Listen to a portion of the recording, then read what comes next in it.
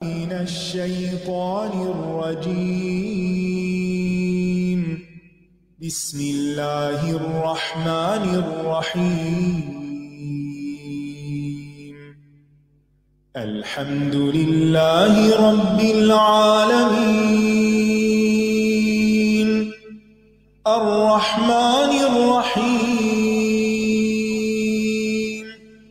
مالك يوم الدين. إياك نعبد وإياك نستعين.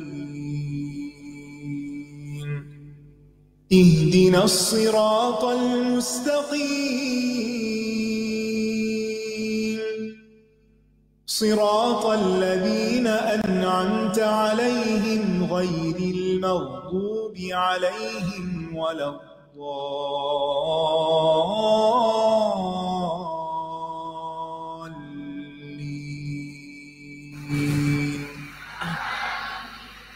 السلام علیکم ورحمۃ اللہ وبرکاتہ.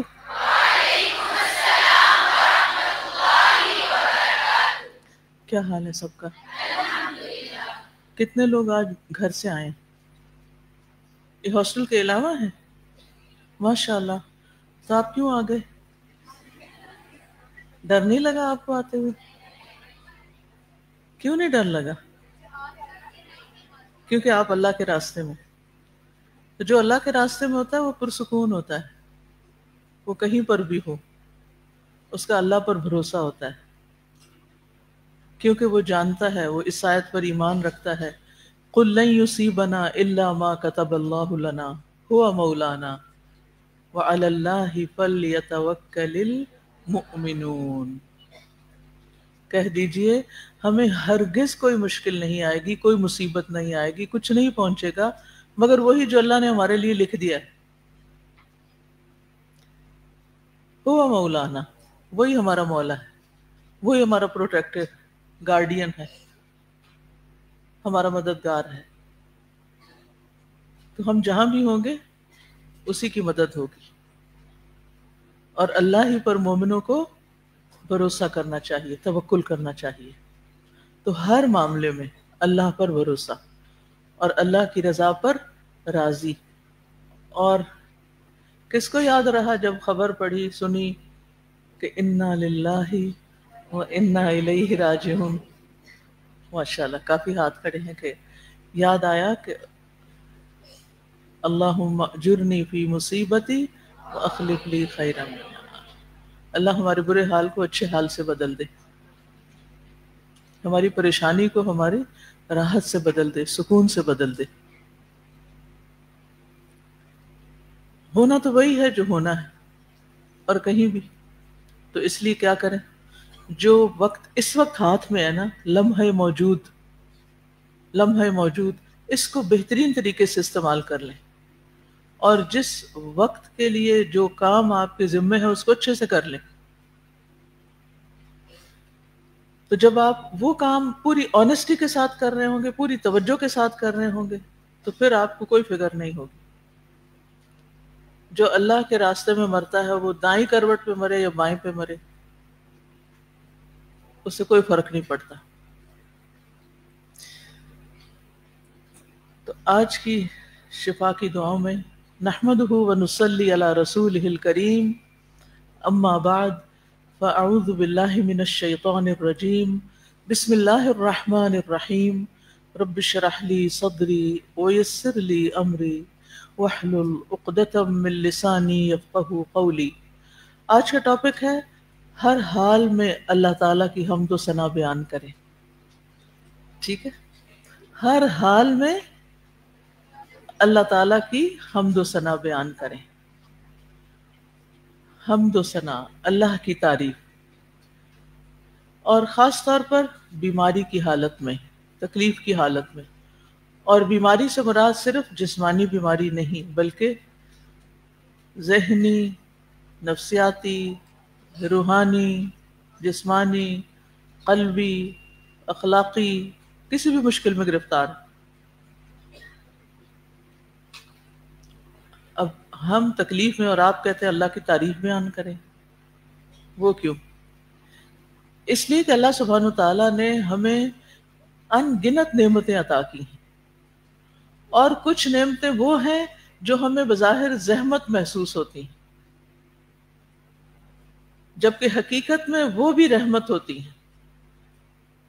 اللہ تعالیٰ فرماتے ہیں کتب علی نفسہ الرحمہ، اللہ نے اپنے اوپر رحمت لکھ رکھی ہے، تو وہ تو ظلم کرتا ہی نہیں۔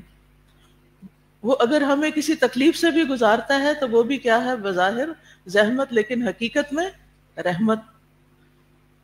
اور اس زحمت کی شکل میں بھی دراصل ہمارے لیے کوئی بھلائی اتاری گئی ہوتی ہے۔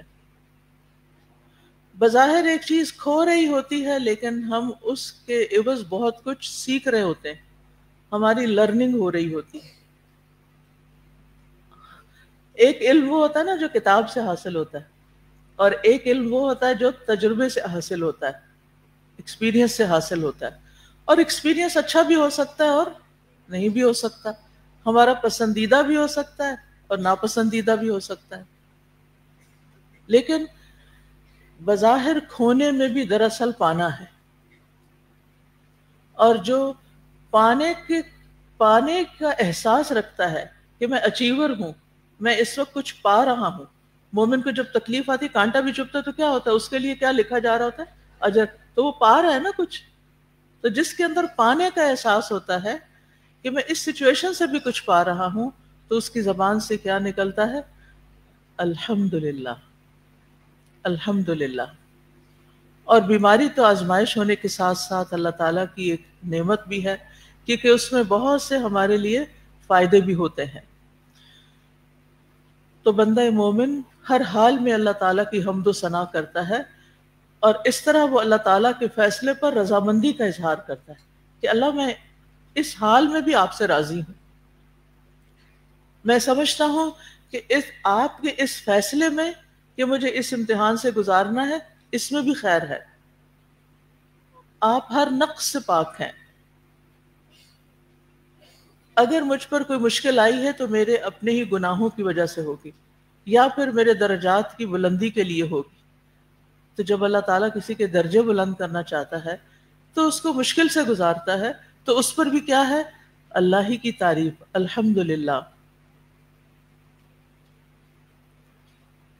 اور پھر آپ دیکھیے کہ جب انسان تسبیح کرتا ہے، یعنی حمد و ثنا، تسبیح، اللہ تعالیٰ کی پاکی بیان کرتا ہے، تو اس کے صلے میں انسان کو بڑی بڑی مشکلات سے نجات ملتی ہے۔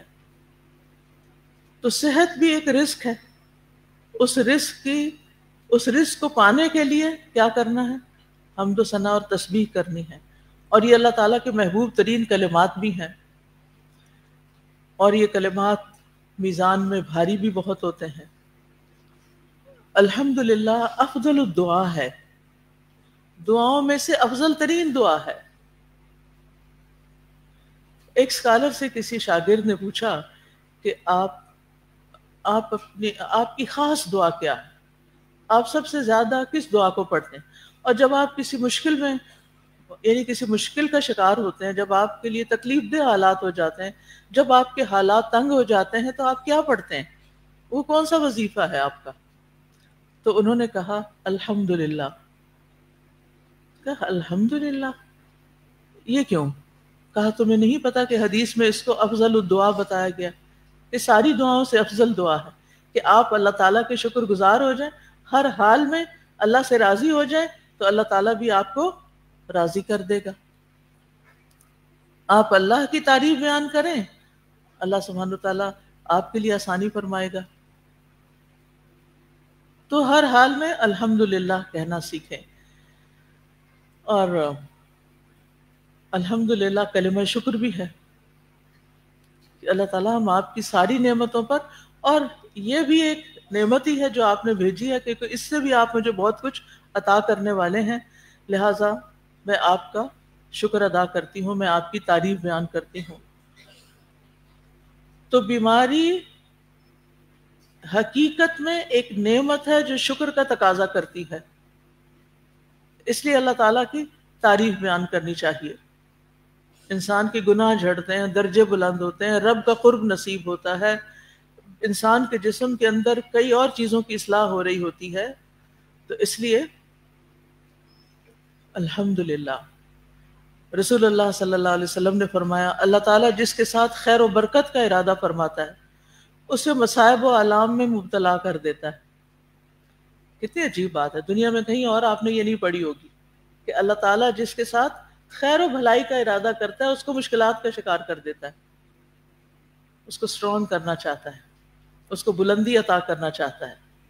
تو جب مشکل حالات ہوتے ہیں تو اس میں 4 طرح کے لوگ ہوتے ہیں. مشکلات کا سامنا کرنے والے لوگ 4 قسموں میں ہوتے ہیں. نمبر 1، وہ جو مشکل میں ناخوش ہوتا ہے، اور جو ناخوش ہوتا ہے اللہ تعالیٰ بھی اس سے کیا کرتا ہے، جو ناراض ہوتا ہے اللہ سے کسی مشکل پر اللہ تعالیٰ بھی اس سے ناراض ہو جاتے ہیں.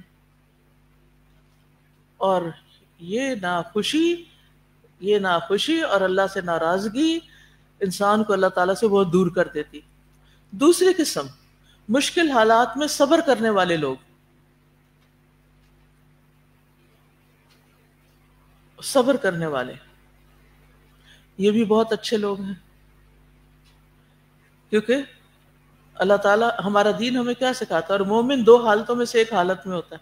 یا جب نعمت اس کو محسوس ہوتی ہے کوئی ملتی ہوئی شکر ادا کرتا ہے، جب تکلیف آتی ہے تو وہ صبر کرتا ہے. تو یہ کیا ہے، ایک مومن کے لیے ایک بارڈر لائن ہے کہ اتنا تو کرنا ہی کرنا ہے. ٹھیک ہے. تیسرا درجہ ہے ان لوگوں کا جو مشکل حالات میں اللہ کی رضا میں راضی اور خوش رہتے ہیں. یہ اس سے ایک اونچا درجہ ہے، رضا کا درجہ، اور یہ مشکل کام ہے. اور جو بندہ اللہ کی رضا پہ راضی ہوتا ہے پھر اللہ سبحانہ وتعالیٰ اس کے لیے آسانی کر دیتا ہے. حدیث میں آتا ہے، مسند احمد کی روایت ہے، نبی صلی اللہ علیہ وسلم نے فرمایا اللہ تبارک و تعالیٰ نے اپنے بندے کو جو کچھ دے رکھا ہوتا ہے وہ اس میں اس کا امتحان لیتا ہے. سو جو شخص اللہ عز و جل کی تقسیم پر راضی ہو جائے اللہ اسے برکت اور وسعت دے دیتا ہے، اور جو راضی نہ ہو اس کو برکت نہیں ملتی. تو آپ کو کیا چاہیے؟ برکت چاہیے. اور چوتھے درجے میں وہ لوگ ہیں جو مشکل حالات میں اللہ تعالیٰ کا شکر ادا کرتے ہیں، اور یہ سب سے اونچا درجہ ہے. پہلے درجے والے ناخوش، دوسرے درجے والے صابر، تیسرے درجے والے راضی، چوتھے درجے والے شکر ادا کرنے والے. اور یہ سب سے اونچا درجہ ہے کہ مشکل حالات میں بھی اللہ تعالیٰ سے حسن ظن رکھنا، اللہ تعالیٰ کی تعریف کرنا. لہٰذا کوئی بھی مشکل آئے کسی بھی طرح کی، فوراً کہیں الحمدللہ، یہ اللہ کی طرف سے ہے. اللہ جس حال میں مجھے رکھے میں اس سے راضی، میں اس پر اس کی شکر گزار. حضرت عائشہ کہتی ہیں، سنن ابن ماجہ کی روایت ہے، رسول اللہ صلی اللہ علیہ وسلم جب کوئی پسندیدہ چیز یا بات دیکھتے تو فرماتے الحمدللہ الذی بنعمتہ تتم الصالحات. سب تعریفیں اس اللہ کے لیے ہیں جس کے فضل اور انعام سے نیک کام، نیک مقاصد پورے ہوتے ہیں. اور جب کوئی ناپسندیدہ چیز یا بات دیکھتے تو فرماتے الحمدللہ علی کل حال. ہر حال میں اللہ کی حمد، تعریف، شکر. تکلیف میں بھی تعریف، تکلیف میں بھی اللہ کی تعریف. رسول اللہ صلی اللہ علیہ وسلم نے فرمایا بندہ مومن کے متعلق اللہ عز و جل کی تقدیر اور فیصلے پر مجھے تعجب ہوتا ہے کہ اگر اسے کوئی بھلائی حاصل ہوتی ہے تو اپنے رب کی تعریف کرتا ہے اور اس کا شکر ادا کرتا ہے، اور اگر اسے کوئی مصیبت پہنچتی ہے تو وہ اس پر بھی اپنے رب کی تعریف کرتا ہے اور صبر کرتا ہے. وَإِنْ أَصَابَتْهُ مُصِيبَةٌ حَمِدَ رَبَّهُ وَصَبَرَ. تو کچھ لوگ صابر بھی ہوتے ہیں، راضی بھی ہوتے ہیں اور شاکر بھی ہوتے ہیں. یہ اعلیٰ ترین درجہ ہوتا ہے پھر. اور مومن تو دنیا سے جاتے ہوئے بھی الحمدللہ کہہ کے جا رہا ہوتا ہے. ابن عباس کہتے ہیں یقیناً مومن کے ہر حال میں خیر ہے، اس کی جان اس کے دونوں پہلوؤں سے نکل رہی ہوتی ہے، یعنی جان نکل رہی ہوتی ہے، مر رہا ہوتا ہے وہ، اس حال میں کہ وہ اللہ عز و جل کی تعریف کر رہا ہوتا ہے. یعنی ان نفسہ تخرج من بین جنبیہ وہو یحمد اللہ عز و جل. کبھی سوچا اس پر آپ نے کہ میری جان نکلنے کا وقت آیا اور میں کہتی ہوں الحمدللہ الحمدللہ الحمدللہ.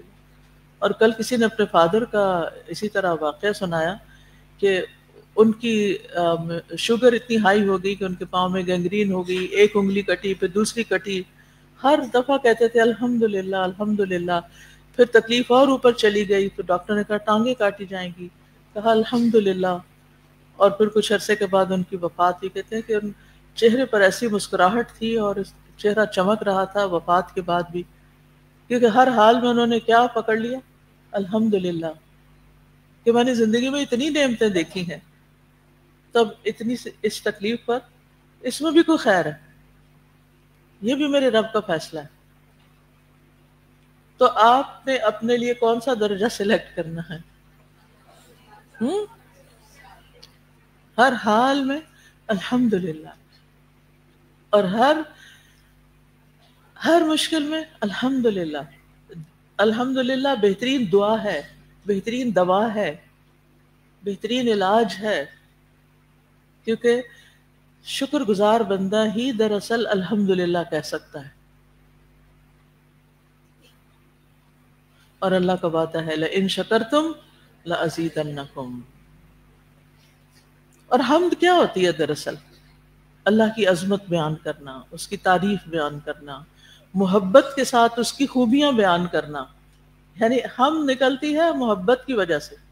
جس کو اللہ سے محبت ہوتی ہے، آپ دیکھیں کہ بچہ جب رو رہا ہوتا ہے تو ماں تنگ ہوتی ہے کہ نہیں؟ ہوتی ہے نا. پھر ماں کیا کرتی ہے اس کے ساتھ؟ دو لگاتی، ہاں کچھ لگاتی نہیں ہے. لیکن ماں کی محبت ایسی ہوتی ہے، وہ جو بچہ روتا ہے تکلیف میں ہوتا ہے وہ اور سینے سے لگاتی ہے، پیار کرتی ہے، لاڈ کرتی ہے. کیوں کرتی ہے؟ محبت کی وجہ سے. تو جس بندے کو اللہ سے محبت ہوتی ہے نا، وہ محبت کے ساتھ اللہ کی تعریف، یعنی حمد کا مطلب ہی ہے کہ محبت کے ساتھ اللہ کی تعریف، صرف تعریف نہیں. ٹھیک ہے.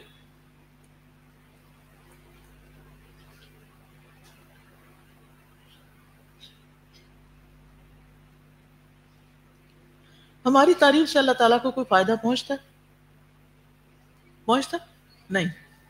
اور ہم نہ تعریف کریں تو اس کو کوئی نقصان ہوتا ہے؟ نہیں. وہ بے نیاز ہے. تو اس لیے یہ دراصل بندوں کے اپنے ہی فائدے کے لیے. ہمیں فرق پڑتا ہے، اگر ہم تعریف کرتے ہیں تو ہمیں نعمت مل جاتی ہے، اگر نہیں کرتے تو ہمیں ہی فرق پڑتا ہے، ہماری تکلیف اور بڑھ جاتی ہے. غم مناتے رہنے سے غم کم نہیں ہوا کرتے، بلکہ اور زیادہ ان میں اضافہ ہو جاتا ہے. امام راضی کہتے ہیں جان لو کہ حمد نعمت کی تعریف ہے، اور نعمت کی تعریف اس نعمت کی معرفت کے بغیر ممکن نہیں. نعمت کی معرفت حقیقت میں منعم حقیقی کا ادراک ہے. نعمت منعم کے ادراک کے بغیر کوئی چیز نہیں. یعنی نعمت اس کے بغیر جس نے نعمت دی ہے، یعنی اس کا ذکر کیا بغیر کوئی چیز نہیں. عربی زبان میں نعمت پر شکر کرنے کے لیے حمد کا لفظ استعمال ہوتا ہے اور شکر کا بھی ہوتا ہے. اور بعض مفسرین کہتے ہیں کہ ان کے درمیان کوئی فرق نہیں، لیکن بعض کہتے ہیں کہ تھوڑا سا فرق ہے. بعض اوقات حمد کو شکر کے مقام پہ بھی بولا جاتا ہے اور اس کے علاوہ بھی بولا جاتا ہے. تو الحمدللہ کا مطلب ہوتا ہے شکر خالصتاً اللہ ہی کے لیے ہے، اور اللہ کے علاوہ جس کی بھی عبادت کی جاتی ہے اس کا کوئی شکر نہیں، اس نے کچھ دیا ہی نہیں، اس کی تعریف نہیں.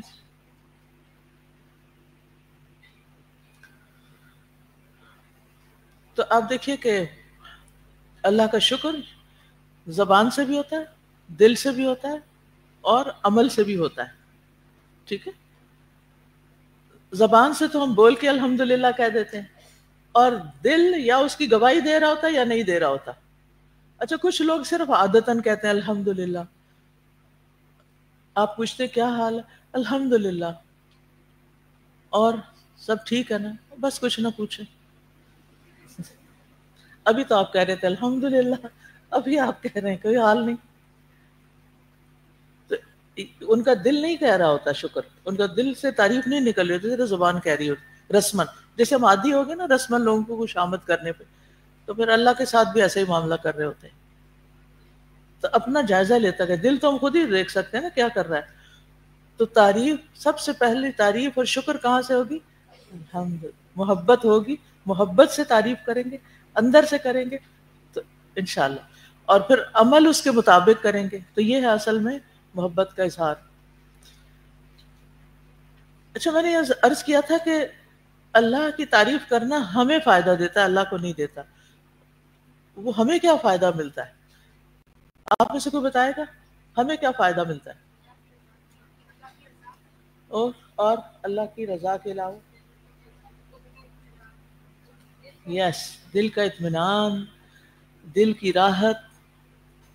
تو ایمان بھی پختہ ہوتا ہے اور دل کو راحت بھی ملتی ہے، تو اللہ کی رضا حاصل ہوتی ہے. پھر اللہ تعالیٰ کا وعدہ ہے کہ بس سیجزی اللہ الشاکرین، شکر گزاروں کو اللہ ضرور جزا دے گا اور جلد ملے گی. اور جو نعمتیں ہم سے چلی گئی، مثلا صحت چلی گئی، وہ بھی واپس آئے گی. نعمتوں کو قید بھی کرتی ہے الحمدللہ اور واپس بھی لاتی ہے.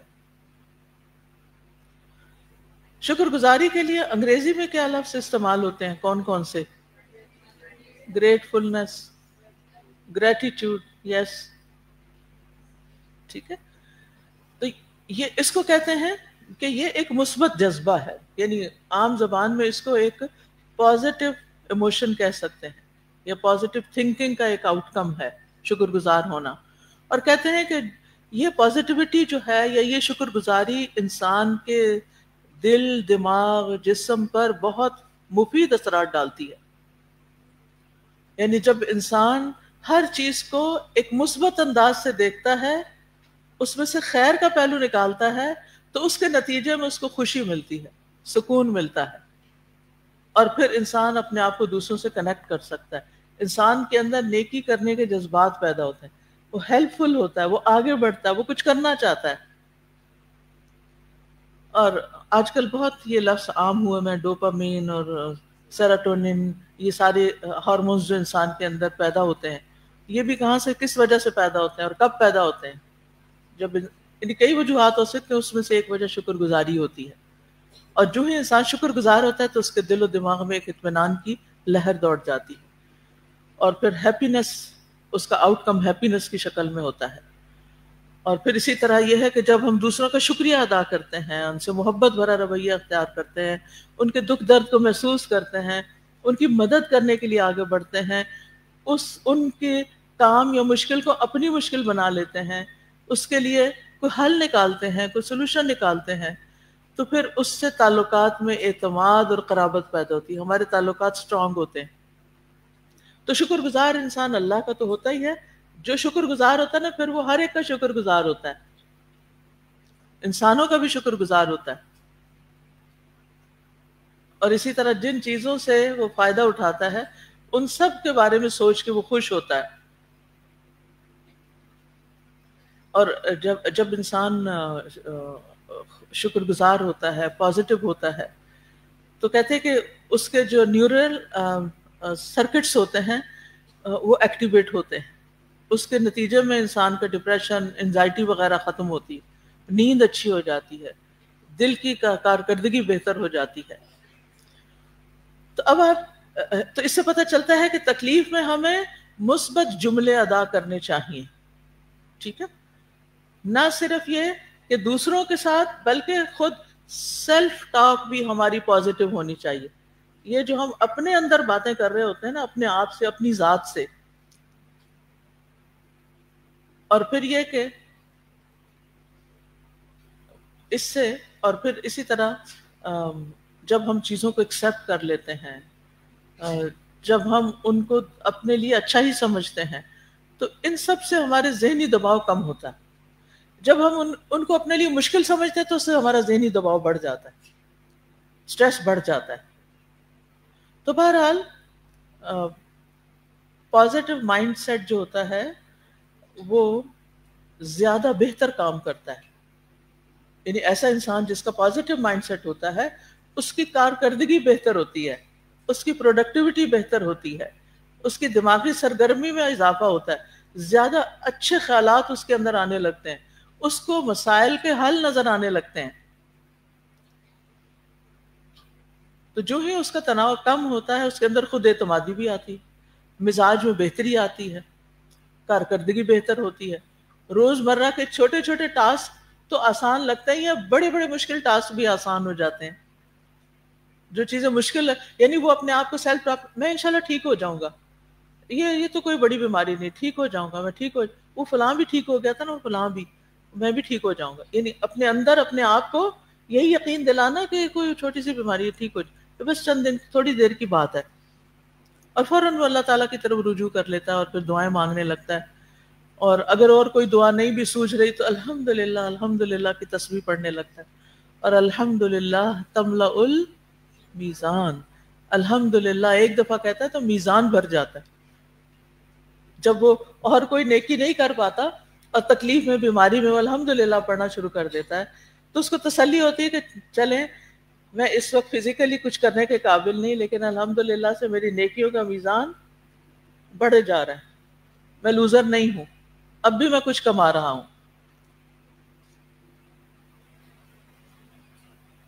تو اللہ کے ذکر سے دلوں کو اطمینان تو ملتا ہی ہے.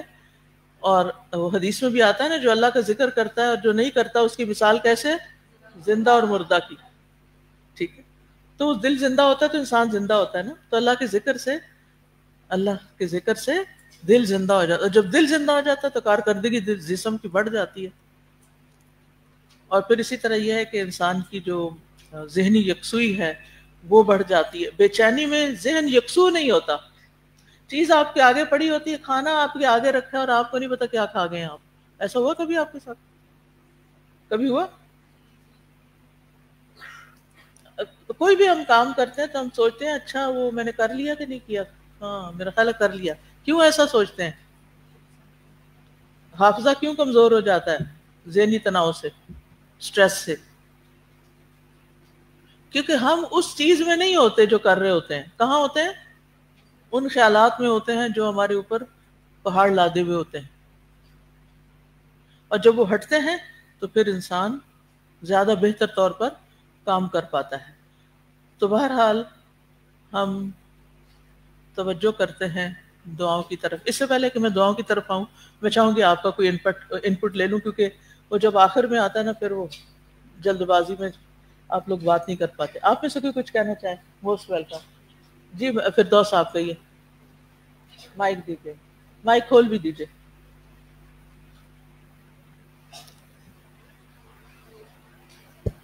السلام علیکم. ابھی ہم نے جو آپ نے کہا نا کہ جب تناؤ میں ہوتے ہیں تو ہمیں کچھ سمجھ نہیں آ رہا ہوتا، تو بیسیکلی اس وقت ہماری بریدنگ بھی شیلو ہوئی ہوتی ہے، ہمیں آکسیجنیشن بھی نہیں ہو رہی ہوتی، ہمارے برین کو جو اتنی آکسیجن چاہیے وہ مل بھی نہیں رہی ہوتی، تو فنکشن نہیں کرتا صحیح. ایک تو یہ بات. دوسری یہ کہ ہم دیکھتے ہیں قرآن میں اللہ تعالیٰ نے ہمیں بہت پازیٹیو کیا ہے. مختلف آیات ہیں جیسے عسیٰ ان تکرہوا شیئا وہو خیر لکم، عسیٰ ان تحبوا شیئا وہو شر لکم، وعسیٰ ان تکرہوا شیئا ویجعل اللہ فیہ خیرا کثیرا. حضرت عائشہ کے واقعے میں ہم دیکھتے ہیں کہ اللہ تعالیٰ کہتے ہیں اس میں تمہارے لیے کوئی بہتری ہو. ہر جگہ پہ پازیٹیو کیا ہے، تو اللہ تعالیٰ چاہتے ہیں کہ ہم پازیٹیو ہو جائیں. جنگ احد میں مسلمانوں کو ناکامی ہوئی تو وہاں بھی شکر کی بات ہوئی، وہاں بھی اس کو کہا کہ برا نہ سمجھو. جی استاذ، آج ہم سورۃ الاحزاب پڑھ رہے تھے اور اس میں وہ آیات آ رہی تھی کہ وہ ہلا مارے گئے اور اس کے اوپر تبصرے اور کیا کیفیت تھی مومنین کی اور کیا تھی منافقین کی. تو اتنی ریلیٹیبل تھی ہماری آج کی سچویشن سے کہ ایسے لگ رہا تھا کہ ہمارے بارے میں بات ہو رہی ہے. اور جو بھی آپ نے بات کی ہے نا کہ صبر کرنے والے 4 قسم کے جو رد عمل ہوتے ہیں یا 4 قسم کے لوگ ہوتے ہیں، تو یہ گریجول آتا ہے کہ صبر کے بارے میں آتا ہے کہ صبر و ضیاء. جب آپ صبر کرتے ہیں تو پھر آپ کو کچھ چیزیں کلیئر ہوتی ہیں، روشنی ملتی ہے کہ اب کیا کرنا ہے، پھر آپ راضی ہوتے ہیں، خوش ہوتے ہیں، پھر آپ جب اس کی چیزیں اندر سے نکلتی ہیں اس مشکل کے اندر سے، آپ شکر ادا کرتے ہیں. جی آپ کچھ کہنا؟ ویلکم. ان کو دیجیے، اسٹوڈنٹ ہیں. ہاتھ کھڑا رکھیے.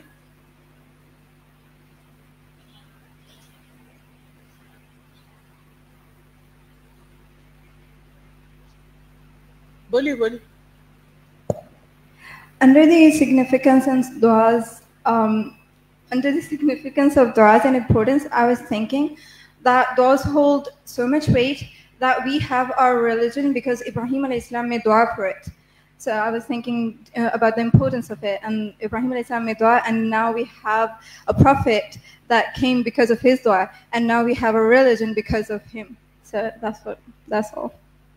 اللہ تعالیٰ نے ابراہیم علیہ السلام کی خاص تعریف بھی کی ہے نا، شاکرا لانعمہ اجتباہ.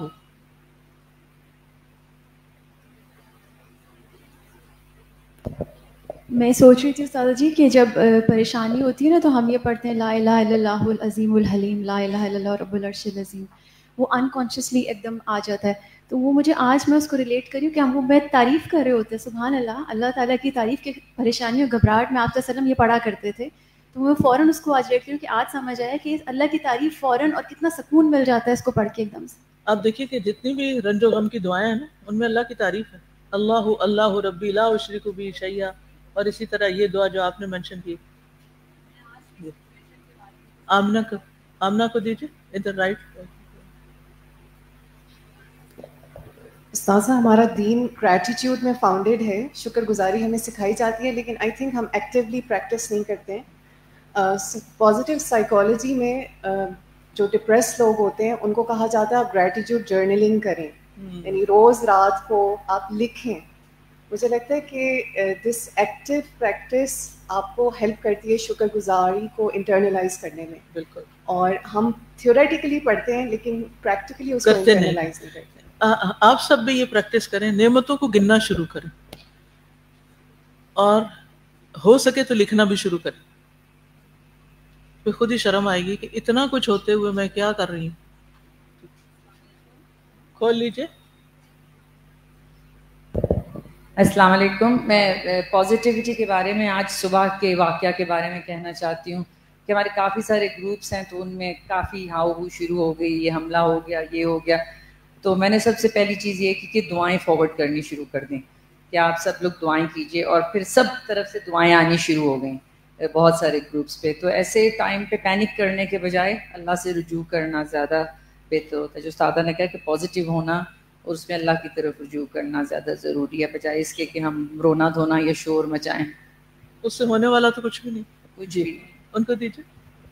السلام علیکم ورحمۃ اللہ وبرکاتہ. میں ایک کہانی چھوٹی سی 1 منٹ کی شیئر کرنا چاہتی ہوں. ایک بادشاہ تھا تو اس کو چوٹ لگی تو اس کے وزیر نے کہا الحمدللہ.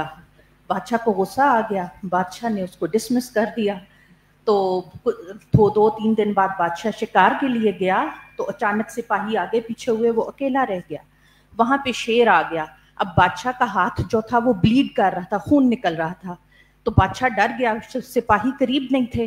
شیر نے حملہ کرنے کے لیے آگے بڑھا، شیر نے اس کو سونگھا کیونکہ خون نکل رہا تھا، شیر نے اس کو چھوڑ دیا. بادشاہ کے منہ سے نکلا الحمدللہ. تو بادشاہ کا غلام تھا ایک، اس کو ڈائمنڈ مل گیا. تو لوگوں نے کہا کہ ڈائمنڈ دے دو بادشاہ کو، آزاد ہو جاؤ. تو بادشاہ کو پتا چلا، بادشاہ نے غلام کو حکم دیا اس ڈائمنڈ کو ابھی توڑ دو. تو لوگ کہتے ہیں اب پتہ نہیں یہ مانے گا بادشاہ کی بات یا نہیں. تو غلام نے وہ ڈائمنڈ لیا اور توڑ دیا اور بولا my master's command is precious then this diamond. اور پھر وہ اس وزیر کو اس نے آزاد بھی کیا تھا تو اس نے کہا الحمدللہ کہ میں ساتھ نہیں تھا ورنہ شیر مجھے کھا جاتا. چلیے نکالیے دعائیں.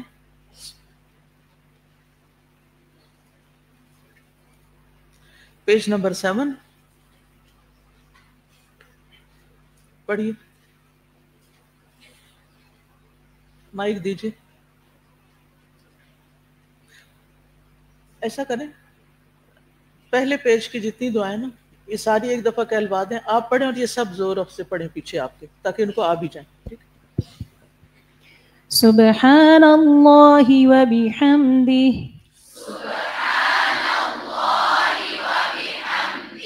سبحان ربي وبحمده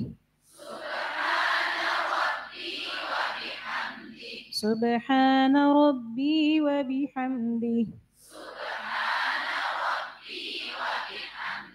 سبحان الله والحمد لله ولا إله إلا الله والله أكبر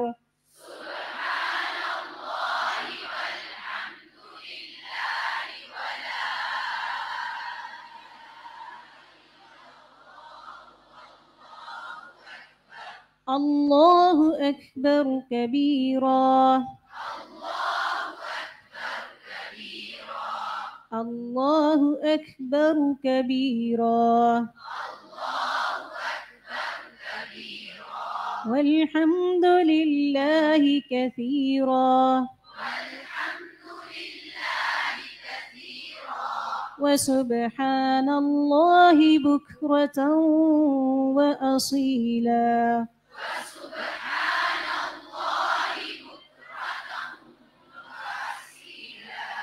لا إله إلا الله الكريم الحليم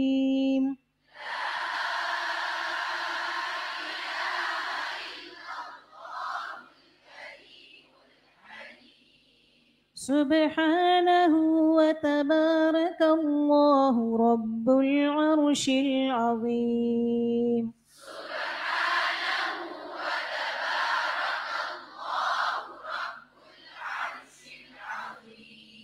والحمد لله رب العالمين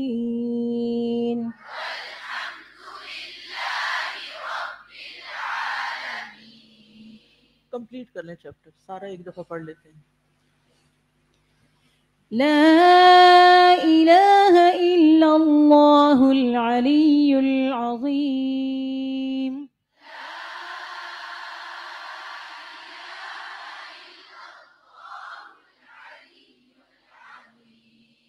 لا إله إلا هو الحليم الكريم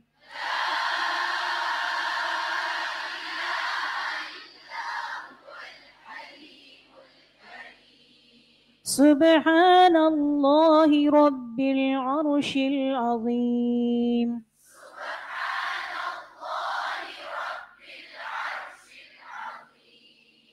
الحمد لله رب العالمين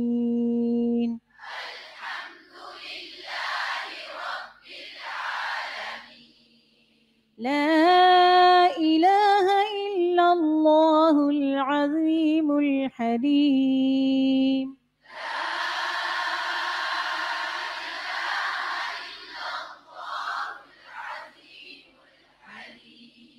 لا إله إلا الله رب العرش العظيم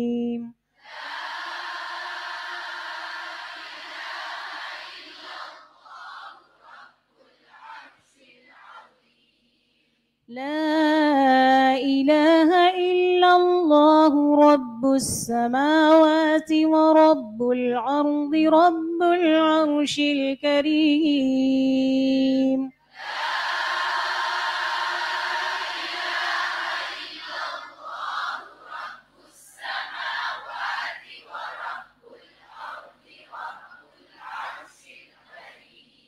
لا إله إلا الله وحده لا شريك له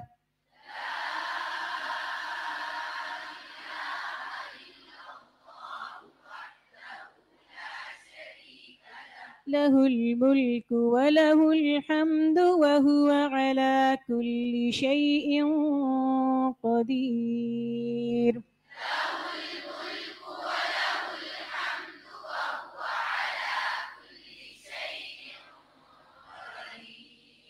لا إله إلا الله وحده لا شريك له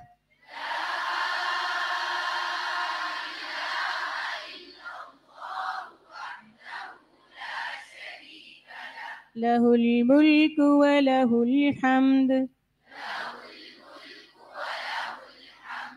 يحيي ويميت وهو حي لا يموت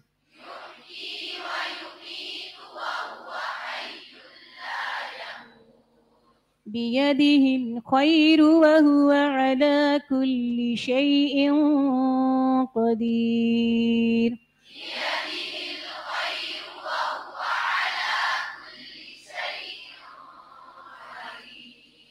لا إله إلا الله والله أكبر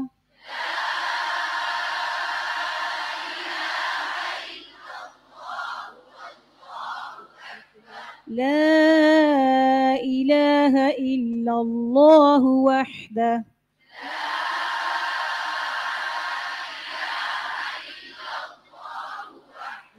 لا إله إلا الله وحده لا شريك له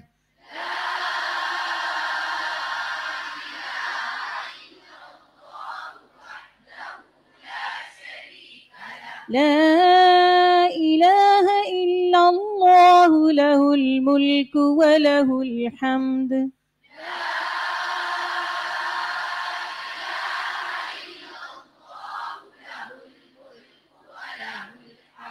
لا إله إلا الله ولا حول ولا قوة إلا بالله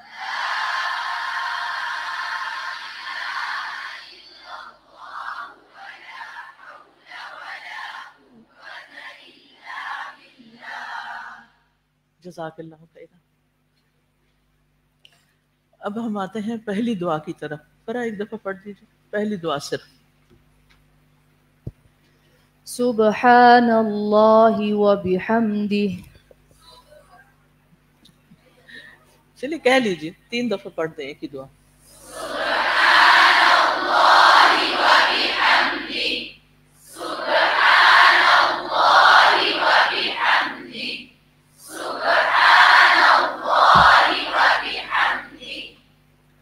پاک ہے اللہ اپنی تعریف کے ساتھ، یعنی ہم اللہ تعالیٰ کی پاکی بھی بیان کرتے ہیں، وہ ہر عیب اور نقص سے پاک ہے، اور اس کی تعریف بھی کرتے ہیں.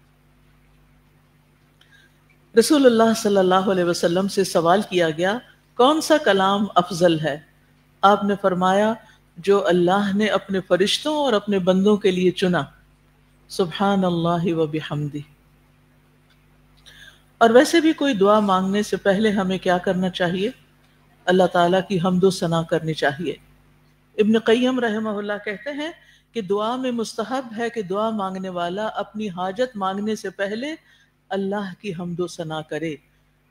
جو اللہ کی حمد و ثنا کرتا ہے وہ اللہ ہی کو پکارتا ہے. یعنی دعا سے پہلے حمد و ثنا کرنے والا اپنے لیے دعا ہی مانگ رہا ہوتا ہے اور اللہ کی رحمت طلب کر رہا ہوتا ہے. آپ کو یاد آیا پہلے دن کا سبق؟ دعائے عبادت اور دعائے مسئلہ. تو دعائے مسئلہ یعنی سوال کرنے سے پہلے کیا کریں؟ دعائے عبادت والی پکار. دعا کا مطلب ہوتا ہے پکار، یعنی ایسی پکار جو ایک طرح کی عبادت ہے، اور اس عبادت کے نتیجے میں سوال جو ہم کرتے ہیں دعائے سوال، وہ پھر کیا ہو جاتا ہے؟ پورا ہو جاتا ہے، سوال کا جواب آ جاتا ہے. تو جو شخص اپنے رب کی حمد کے ساتھ اس کی تعریف بیان کرتا ہے، ثنا کرتا ہے، اور اس کے احسانات کے ساتھ، تو وہ اللہ سبحانہ وتعالیٰ سے 2 لحاظ سے دعا کرتا ہے. ٹھیک ہے، یعنی اللہ تعالیٰ کی، یعنی وہ اللہ سے اپنے لیے جو کچھ بھی مانگ رہا ہوتا ہے اس کے ساتھ ساتھ وہ اللہ کی رحمت طلب کر رہا ہوتا ہے. قرآن مجید میں آتا ہے هو الحی لا الہ الا هو فادعوه مخلصین لہ الدین الحمد للہ رب العالمین. وہ زندہ ہے، اس کے سوا کوئی معبود نہیں، بس دین کو اسی کے لیے خالص کرتے ہوئے اسے پکارو. تمام تعریفیں اللہ کے لیے ہیں جو تمام جہانوں کا رب ہے.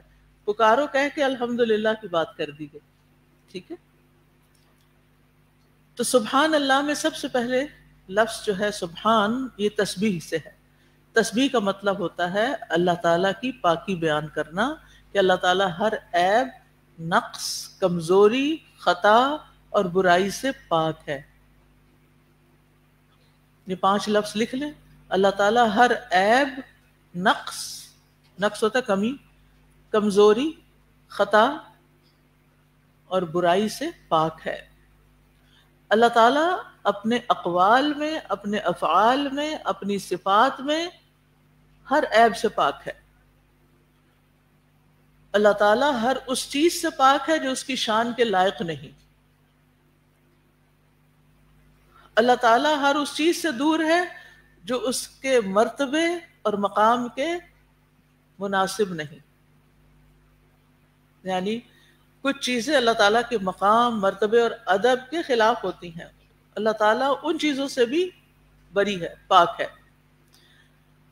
اب تکلیف، بیماری اور مصیبت آئی ہے اور ہم کہہ رہے ہیں سبحان اللہ و بحمدہ کہ اللہ تعالیٰ آپ میں تو کوئی عیب ہے ہی نہیں، کوئی کمزوری ہے ہی نہیں.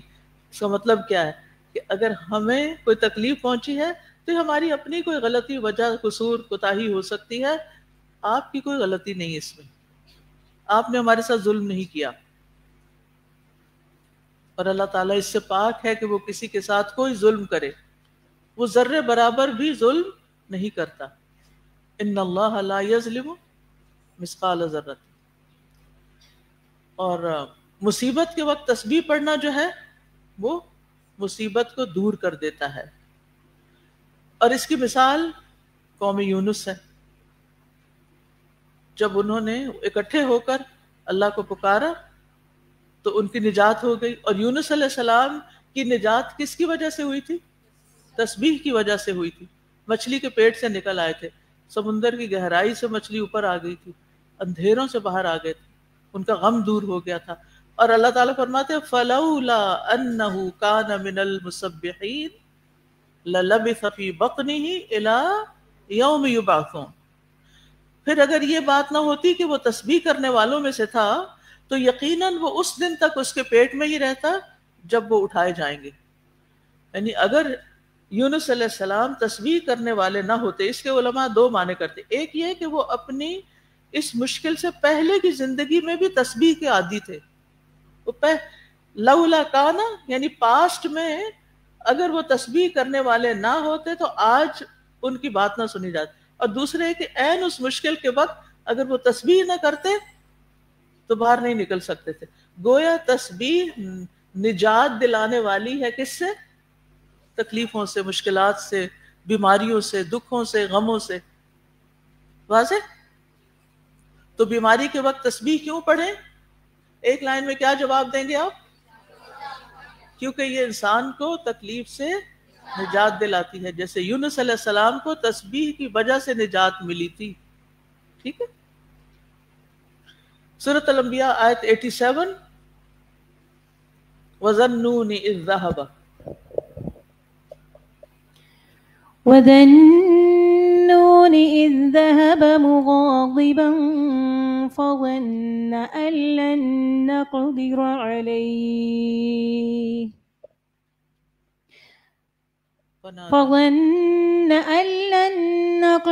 عَلَيْهِ فنادى في الظلمات أن لا إله إلا أنت سبحانك إني كنت من الظالمين. اور مچھلی والے یعنی یونس علیہ السلام کا ذکر کیجئے. جب وہ اپنی قوم سے غضبناک ہو کر چلا گیا تو اس نے سمجھا کہ ہم ہرگز اس پہ قادر نہ ہوں گے. پھر اس نے اندھیروں میں پکارا کہ تیرے سوا کوئی معبود نہیں، تو پاک ہے، بے شک میں ہی ظلم کرنے والوں میں سے. تو اس سے پتہ چلتا ہے کہ وہ پہلے بھی تسبیح کرتے تھے اور وہاں عین اس مشکل میں بھی انہوں نے تسبیح کی تھی. نتیجہ کیا ہوا؟ فاستجبنا له ونجیناہ من الغم وکذالک ننجی المؤمنین. مومنوں کو بھی ہم اسی سے نجات دے، اسی طرح نجات دیتے ہیں. لہٰذا ہمارے لیے کیا ہے کہ غم میں، تکلیف میں، بیماری میں کیا کریں؟ تسبیح کریں. کیا اس چیز کا حکم نبی صلی اللہ علیہ وسلم کو بھی دیا گیا؟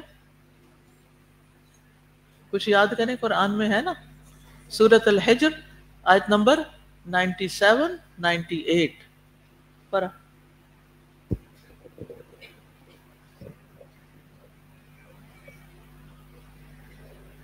وَلَقَدْ نَعْلَمُ أَنَّكَ يَضِيقُ صَدْرُكَ بِمَا يَقُولُونَ فَسَبِّحْ بِحَمْدِ رَبِّكَ وَكُن مِّنَ السَّاجِدِينَ. اور یقیناً ہم جانتے ہیں کہ بے شک آپ کا سینہ ان باتوں سے تنگ ہوتا ہے جو یہ بناتے ہیں، پس آپ اپنے رب کی حمد کے ساتھ اس کی تسبیح کیجئے اور سجدہ کرنے والوں میں سے ہو جائیے. کیا لوگوں کی باتیں آپ کو بیمار کرتی ہیں، دکھی کرتی ہیں، غمگین کرتی ہیں؟ کبھی تکلیف محسوس کی آپ نے کسی کی بات سے، امی کی ڈانٹ سے، یا ہسبینڈ کے لڑائی جھگڑے سے، یا کسی دوست کے تانوں سے؟ کچھ لوگوں کی عادت ہے ہر وقت تانے دیتے ہیں، ہوتی؟ یا آپ کے دین کی وجہ سے کوئی مخالفت، آپ سارا وقت سوچ بچار میں، اب میں اس راستے پہ چلی ہوں تب میرے لیے اتنی باتیں کرتے ہیں لوگ، میرے اپنے بھی پرائے، میری تو سہیلیاں ہی چھوڑ گئی مجھے. علاج کیا ہے؟ تسبیح. فسبح بحمد ربک وکن من الساجدین. ٹھیک ہے. اب سجدے میں بھی ہم کیا کرتے ہیں؟ تسبیح. ویسے بھی تسبیح کر سکتے ہیں لیکن تسبیح کا اصل مقام سجدے میں ہے، لہذا نماز کے اندر جو تسبیح ہوتی ہے وہ بہت ویلیوبل ہوتی ہے. اگر دیکھا جائے تو ساری مخلوق اللہ کی تسبیح بیان کر رہی ہے. ٹھیک ہے. اسی طرح سورۃ طٰہٰ آیت نمبر 130، سورۃ طٰہٰ آیت 130، اس میں اللہ سبحانہ وتعالیٰ نبی صلی اللہ علیہ وسلم کو صبر کرنے کی تلقین کرتے ہیں اور تکلیف لوگوں کی باتوں پر صبر کر کے کچھ کرنے کا بھی حکم دیتے. اچھا، ہم جب کسی کو کہتے ہیں نا صبر کرو صبر کرو، سولوشن کو نہیں دیتے، اس کو حل نہیں بتاتے، وہ پھر کرو کیا؟ صبر تو کر لیا، اب کرنا کیا ہے؟ ٹھیک. تو ایک ہوتا ہے یہ نہ کرو، تو پھر دوسرا بھی بتانا ہوتا ہے کیا کرو. اب مثلاً میں ہمیشہ مثال دیتی ہوں کہ بچے نے اگر چھری پکڑ لی ہے تو ماں کھینچ کے نہیں لے سکتی. کیسے کرے گی؟ اس کا پسندیدہ کھلونا اس کو دکھائے گی، یہ لو. وہ کیا کرے گا؟ چھری پھینک کر کھلونا لے لے گا. تو یہی طریقہ ہے زندگی میں کہ لوگوں کو صرف یہ نہ کہو کہ یہ نہ کرو، بلکہ یہ بتاؤ کیا کرو. پہلے امر بالمعروف، پہلے بتا لو کہ کرنے کا کام کیا ہے، اور پھر نہی عن المنکر، یا لا الہ الا اللہ بھی بتاؤ، خالی لا الہ نہیں. پڑھیے. فاصبر على ما يقولون وسبح بحمد ربك قبل طلوع الشمس وقبل غروبها ومن آناء الليل فسبح وأطراف النهار لعلك ترضى. بس صبر کیجئے اس پر جو وہ کہتے ہیں، اور اپنے رب کی حمد کے ساتھ تسبیح کیجئے سورج طلوع ہونے سے پہلے اور اس کے غروب ہونے سے پہلے، یعنی فجر کی نماز کے بعد سورج نکلنے سے پہلے اور عصر کی نماز کے بعد سورج غروب ہونے سے پہلے، اور کچھ رات کی گھڑیوں میں بھی بس تسبیح کیجئے، اور دن کے کناروں میں بھی، تاکہ آپ راضی ہو جائیں. یہ تسبیح آپ کو راضی کر دے گی. اور بعض اس کی ایک تفسیر نماز سے بھی کی گئی ہے. تسبیح کا معنی جز بول کے کل بھی مراد لیا گیا ہے. اور آپ دیکھیے کہ تسبیح کرنے میں ایک تو تسبیح ہوتی ہے، اور اس کے ساتھ ساتھ اپنے گناہوں کا اعتراف بھی کرنا چاہیے. اللہ تو پاک ہے اور میں گناہگار ہوں، میری غلطی ہے. جب کوئی اپنی غلطی مان لیتا ہے تو پھر چیزیں آسان ہو جاتی ہیں، پھر دوسرا بھی معاف کر دیتا ہے.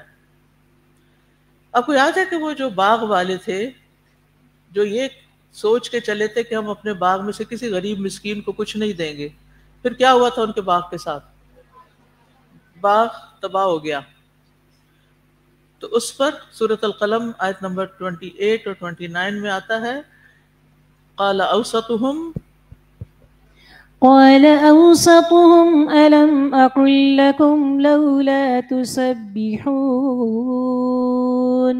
قالوا سبحان ربنا إنا كنا ظالمين. ان میں سے بہتر نے کہا کیا میں نے تمہیں کہا نہ تھا کہ تم تسبیح کیوں نہیں کرتے؟ وہ کہنے لگے پاک ہے ہمارا رب، بے شک ہم ہی ظالم تھے. فوراً مان گئے سبحان ربنا. تو کبھی تسبیح انفرادی طور پر اور کبھی اجتماعی طور پر، یعنی سارے گھر والوں کو بھی اس پہ لگانا ہے. اور تسبیح کرنا دراصل اللہ تعالیٰ پر کسی بھی طرح کا الزام یا جھوٹ باندھنے کی نفی کرنا ہے. سبحان ربک رب العزت عما یصفون. اور پھر ساتھ جو ہے وہ بحمدہ کہ تعریف بھی کرنی ہے. سبحان اللہ و بحمدہ، یعنی تسبیح میں آپ نے نیگیشن کر دی کہ اللہ تعالیٰ ہر عیب سے پاک ہے، اور حمدہ میں اس کی تعریف کر دی. لہٰذا بیماری اور تکلیف میں اللہ تعالیٰ کی تعریف کرنی ہے. اور یہ کون کر سکتا ہے؟ جو اللہ تعالیٰ کی معرفت رکھتا ہے. اللہ تعالیٰ کی معرفت کے لیے کیا کرنا چاہیے؟ اللہ تعالیٰ کے ناموں کا پتہ ہونا چاہیے، صفات کا پتہ ہونا چاہیے. قرآن مجید میں بے شمار نام اور صفات آئے ہیں. ان صفات میں سے ایک نام اس کا الحمید بھی ہے، جو قابل تعریف ہے. اپنے آپ سے، یعنی کوئی اس کی تعریف کرے یا نہ کرے، وہ خود سے خود قابل تعریف ہے. اور اللہ سبحانہ وتعالیٰ اپنی تعریف کو پسند بھی کرتا ہے. اللہ تعالیٰ نے قرآن مجید میں 5 صورتوں کا آغاز الحمدللہ سے کیا ہے. اور جو حاملین عرش فرشتے ہیں وہ کیا کرتے ہیں؟ یسبحون بحمد ربہم، رب کی تسبیح کرتے ہیں اس کی حمد کے ساتھ. سارے فرشتے کیا کرتے ہیں؟ والملائکۃ یسبحون بحمد ربہم، فرشتے اپنے رب کی حمد کے ساتھ اس کی تسبیح کر رہے ہیں. تو حاملین عرش بھی حمد کے ساتھ تسبیح کرتے ہیں اور باقی ملائکہ بھی حمد کے ساتھ. اور پھر ہم دیکھتے ہیں مختلف انبیاء کو کہ کس طرح ان کی زندگی میں یہ حمد شامل تھی. حضرت نوح علیہ السلام کو جب نجات ملی تو انہوں نے کہا الحمدللہ الذی نجانا من القوم الظالمین. ابراہیم علیہ السلام کو جب اولاد ملی تو انہوں نے کہا الحمدللہ الذی وہب لی علی الکبر اسماعیل و اسحاق. داؤد اور سلیمان علیہ السلام بھی بڑے شکر گزار تھے، انہوں نے بھی کہا الحمدللہ الذی فضلنا علی کثیر من عبادہ المؤمنین. نبی صلی اللہ علیہ وسلم کو حکم دیا گیا قل الحمدللہ وسلام علی عبادہ الذین اصطفیٰ اللہ خیر اما یشرکون. ٹھیک ہے. اسی طرح مومن بندوں کی یہ صفت ہے کہ وہ اللہ کی حمد کرنے والے، التائبون العابدون الحامدون. ٹھیک ہے. تو یہ تعریف صبح و شام بھی کرنی چاہیے تسبیح کے ساتھ، اور کب کرنی چاہیے؟ ہر وقت، ہر جگہ.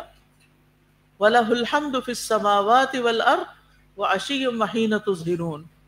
تسبح له السماوات، سب ساتوں آسمان اور زمینیں اور جو کچھ ان میں ہے سب رب کی حمد کے ساتھ تسبیح کر رہے ہیں. خالی تسبیح نہیں بلکہ حمد کے ساتھ تسبیح.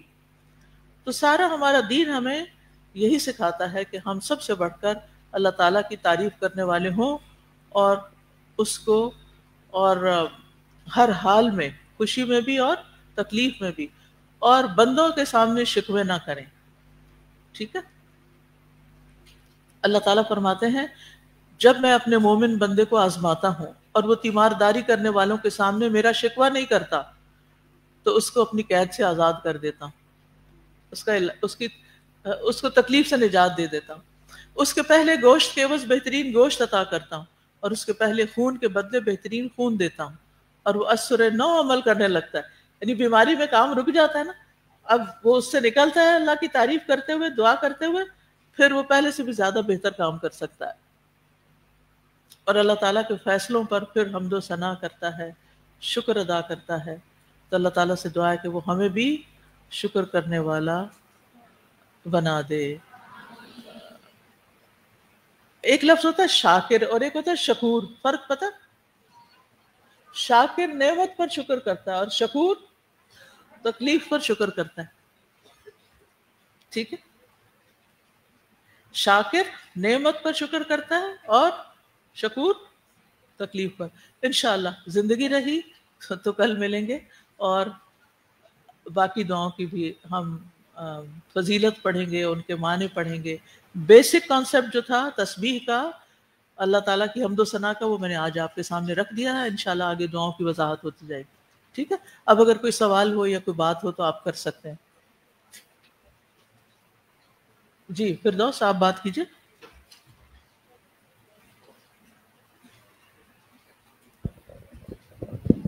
سائنس میں ایک پرنسپل ہے ہیبین لرننگ پرنسپل. کس کا؟ سائنس میں ہیبین HEBBIAN لرننگ پرنسپل. اس میں یہ ہے کہ more we engage in a particular thought اور action the stronger the neural network supporting it becomes. Neural جب ہم کوئی ایکشن یا کوئی تھاٹ بار بار کرتے ہیں نا تو اس سے ہمارے وہ نیورل کنیکشنز بہت اسٹرانگ ہو جاتے ہیں، اور وہ پاتھ ویز جو کہ نیگیٹو تھنکنگ والے ہوتے ہیں وہ ختم ہو جاتے ہیں.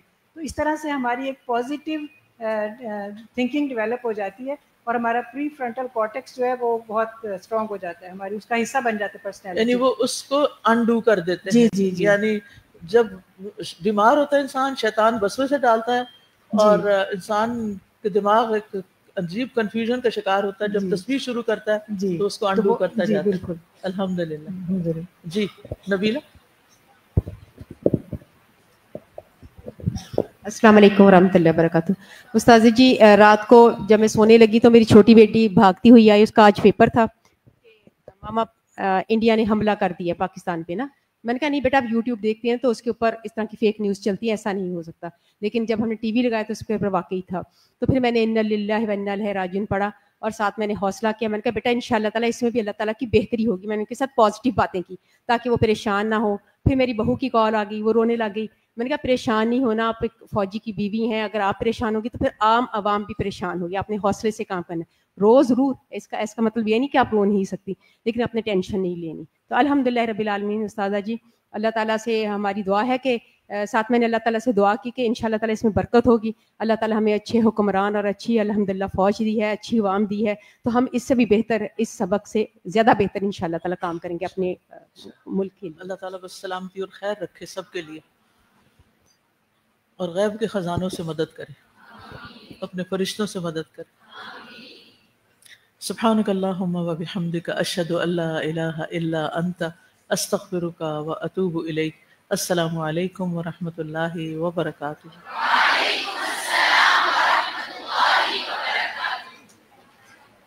اللهم صل على محمد وعلى آل محمد كما صليت على إبراهيم وعلى آل إبراهيم إنك حميد مجيد. اللهم بارك على محمد وعلى آل محمد كما باركت على إبراهيم وعلى آل إبراهيم إنك حميد مجيد. اچھا یعنی اس طرح. وعلیکم السلام. یہ سائز ہوگا. اچھا ٹھیک ہے. ہاں یہ وہ والا ہے اور یہ وہ والا ہے جو